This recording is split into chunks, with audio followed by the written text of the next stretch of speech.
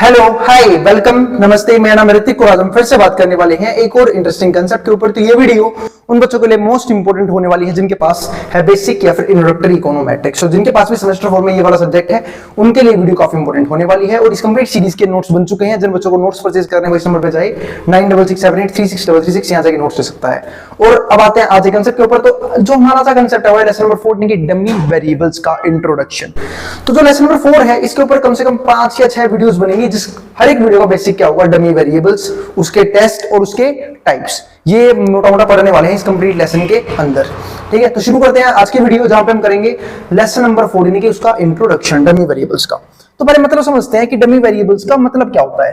देखो, dummy variable का मतलब होता है ऐसे वेरिएबल जो हम सिर्फ कुछ स्पेसिफिक कैटेगरीज को शो करने के लिए यूज करते हैं। यानी कि जब भी हमें स्टैट्स के अंदर या फिर इकोनोमेट्रिक्स के अंदर अलग अलग वेरिएबल्स मतलब अलग अलग कैटेगरीज को शो करना होता है तो हम इन डमी वेरिएबल्स का यूज करते हैं। और कैसे यूज करते हैं उसको हम समझेंगे आने वाली वीडियोस के अंदर। यानी कि 5 या 6 वीडियोस बनाऊंगा जहां पे हमारा ये लेसन पूरा क्या हो जाएगा, खत्म हो जाएगा। अब यहाँ पे देखो, पहले समझते हैं लर्निंग ऑब्जेक्टिव क्या है। तो हमने तो समझ लिया डमी वेरिएबल का मतलब क्या होता है कि ये अलग अलग कैटेगरीज को शो करने का काम करता है। और इस बात का भी ध्यान रखना कि डमी वेरिएबल जो है सिर्फ 2 वैल्यूज लेता है, या तो 0 या फिर 1 मार्कर, या तो 0 या फिर क्या लेगा, 1 लेगा। ठीक है, जैसे सपोज करो किसी डाटा के अंदर 2 कैटेगरीज हैं, मेल और फीमेल। अगर हमने मेल के लिए वैल्यू ली 0 तो हम फीमेल के लिए क्या लेंगे, 1। मतलब डमी वेरिएबल से 2 तरह की वैल्यूज लेते हैं, या तो 0 लेंगे या फिर क्या लेंगे, 1 लेंगे। अब यहां समझते हैं हमें पढ़ना क्या है इस चैप्टर के अंदर। तो लर्निंग ऑब्जेक्टिव जो है हमारे वो पहला क्या है, to determine how well observe data fits with models expected value. यानी कि जो भी मैंने डाटा ऑब्जर्व किया है वो कैसे फिट बैठता है किसके साथ, एक्सपेक्टेड वैल्यू के साथ। क्योंकि हम सब जानते हैं स्टैट्स में 2 तरह की वैल्यूज होती हैं, एक ऑब्जर्व्ड वैल्यू जो हमने ऑब्जर्व की हुई है, दूसरा एक्सपेक्टेड वैल्यू यानी कि एक जो एक्चुअल में आती है और एक जो हमने एक्सपेक्ट की थी कि आनी चाहिए। अब दूसरा देखो, और एरर कब निकलता है, जब एक्सपेक्टेड वैल्यू ऑब्जर्व वैल्यू से मैच नहीं करती है। दूसरा हमारा है learning objective, learning about different measures. हमें डिफरेंट मेजर समझने होंगे, टेस्ट समझने होंगे, स्टैटिस्टिक्स समझने होंगे, use for goodness of fit.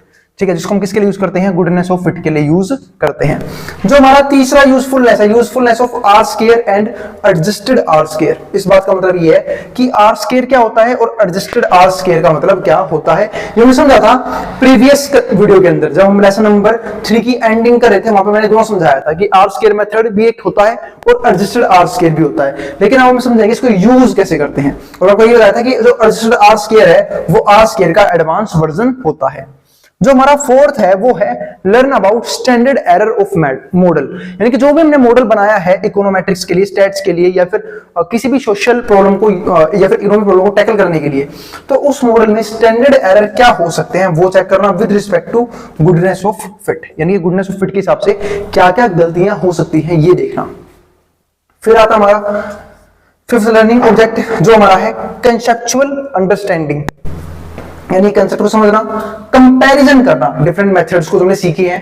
ठीक है, मॉडल को टेस्ट करने के लिए calculation of AIC, BIC and SIC will be provided. मतलब हम इनसाइड कैलकुलेशन को भी डिस्कस करेंगे। फिर आता है चैप्टर का इंट्रो कि हमें क्या क्या पढ़ना होगा, इंट्रोडक्शन क्या है, अब वो समझते हैं।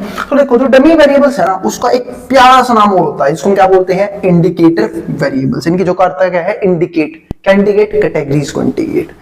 ठीक है, तो कैटेगरीज को इंडिकेट करने का काम करता है इंडिकेटर वेरिएबल यानी कि डमी वेरिएबल।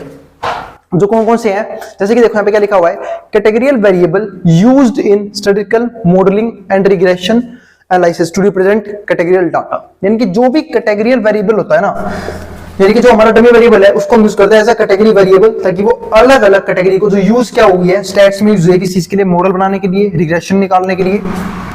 ठीक है, analysis to represent categorical data. These variables are binary, ये बाइनरी भी होते हैं, ये बाइनरी वेरिएबल्स होते हैं, टेकिंग वैल्यूज 0 और 1। इन बाइनरी हम इसलिए बोलते हैं क्योंकि 2000 की वैल्यू देते हैं, तो 0 लेंगे या फिर 1 लेंगे। मैंने आपको अभी एक एग्जांपल में समझाया था कि अगर मान लो किसी भी डाटा के अंदर, मान लो बॉयज और गर्ल्स ही ले लेता हूं मैंने किसी स्कूल्स में एवरेज निकाला किस चीज का, बॉयज की वेट का और गर्ल्स के वेट का।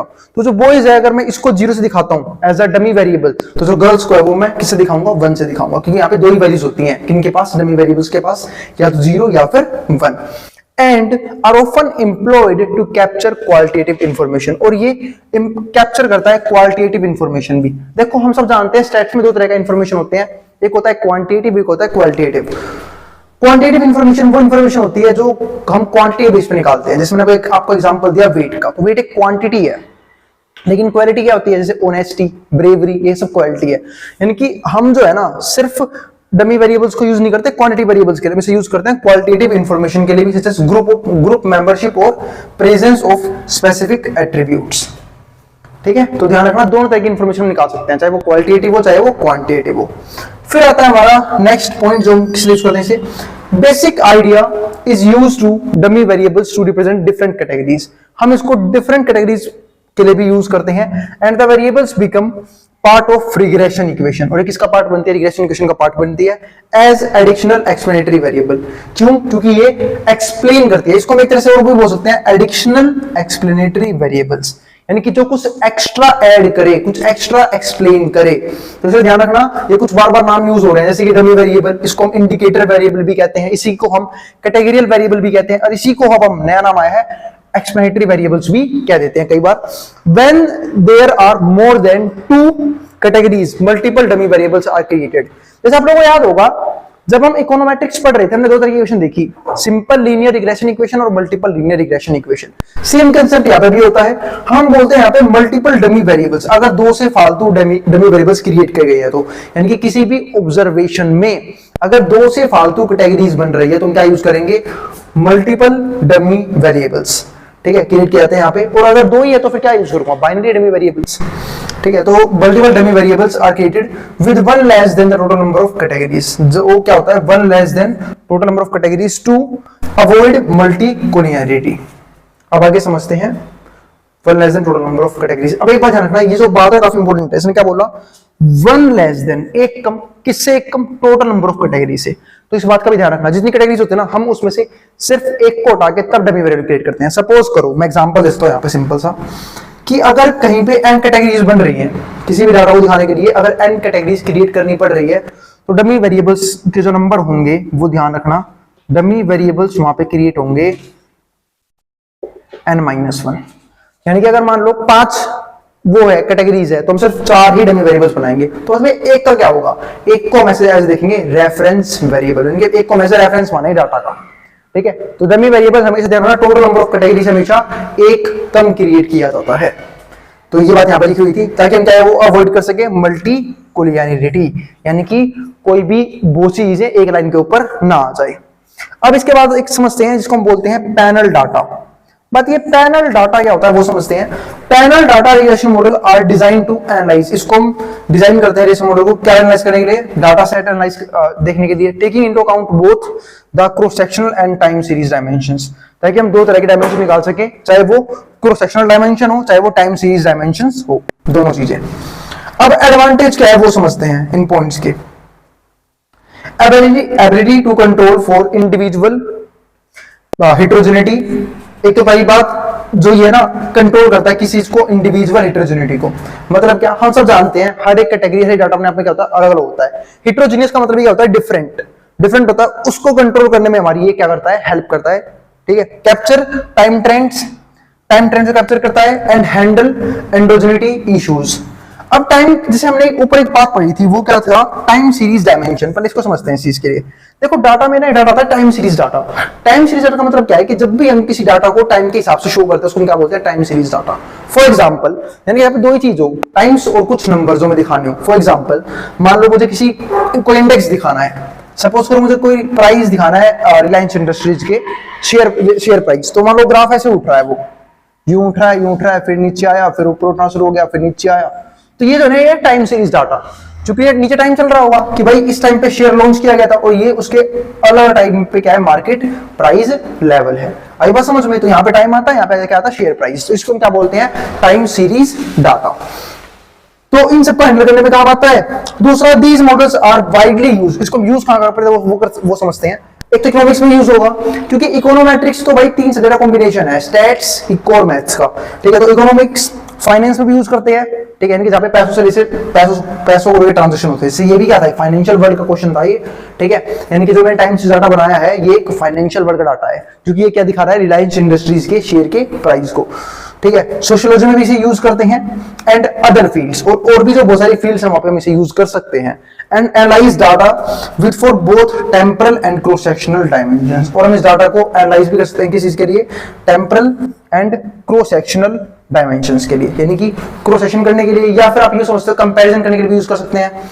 तो हम इन डाटा को अलग अलग कामों के लिए यूज कर सकते हैं। पर यूज ये कुछ फील्ड्स में क्या आता है, जैसे इकोनॉमिक्स में, फाइनेंस में, ठीक है, इकोनोमेट्रिक्स में कह सकते हो, वैसे इकोनोमेट्रिक्स इकोनॉमिक्स का ही एक फील्ड है, ठीक है, सोशियोलॉजी में भी यूज किया जाता है, और भी बहुत सी फील्ड्स है जहां पे हम इसे यूज कर सकते हैं। तो ये हमारे थे डिफरेंट टाइप्स ऑफ फील्ड्स जहां पे हम इसे क्या करते हैं, यूज करते हैं। आई बात समझ में? उम्मीद आपको ये तो क्लियर हो गया होगा कि जो डमी वेरिएबल्स है उसको हम यूज कैसे करते हैं, उसका मतलब क्या होता है, ठीक है, और बाकी इसके टाइप्स है वो आने वाली वीडियो में काफी डीप में समझेंगे। मैंने ध्यान रखना बात कर लिया डमी वेरिएबल्स होता क्या है। डमी वेरिएबल्स की वैल्यू दो ही होती है, 0 और 1। मैंने आपको समझाया इसके अलग अलग नाम क्या होते हैं। और दूसरा लीनियर डमी वेरिएबल, यानी कि जहां पे सिर्फ कम वेरिएबल्स, यानी कि एक वेरिएबल यूज होता हो, और एक होता है मल्टीपल डमी वेरिएबल्स, यहां पे 2 से फालतू डमी वेरिएबल्स यूज करते हैं। आई बात समझ में? तो ये सारा हमारा टॉपिक था डमी वेरिएबल्स के ऊपर, और अब हम नेक्स्ट वीडियो समझेंगे इसके बारे में और डिटेल में, और शायद थर्ड वीडियो से, मतलब इस सेशन के एक वीडियो को छोड़ के थर्ड वीडियो से टाइप आने शुरू हो जाए किसके, डमी वेरिएबल्स के। आई बात समझ में? यहां तक का कंसेप्ट उम्मीद आप लोगों को समझ में आ गया होगा। आप जिसको जो उतारना उतार सकता है बोर्ड के सामने से, ठीक है। और अगर भाई वीडियो पसंद आई तो वीडियो लाइक किया बिना मत जाना, और चैनल को सब्सक्राइब भी कर देना ऐसी वीडियोस के लिए। मिलते हैं नेक्स्ट वीडियो में, जहां पे हम बात करेंगे एक और इंपॉर्टेंट कंसेप्ट के ऊपर। अब इसको जो उतारना उतार ले, मैं बोर्ड के सामने से।